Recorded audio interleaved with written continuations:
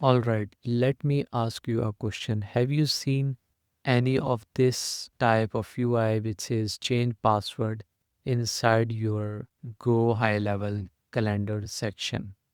The answer will be not, because this is a custom UI that I have injected. It's a UI plus functionality.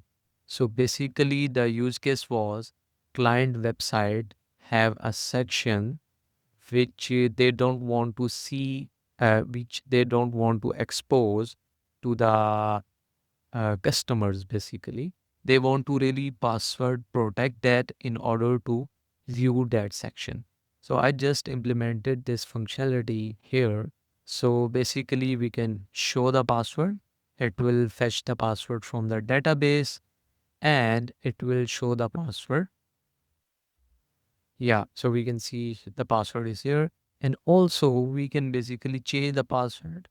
So if I just change the password and hit done, it will actually change the password and also store the updated password in the database. I'm not gonna do that because I don't want to. But yeah, this is the complete whole functionality.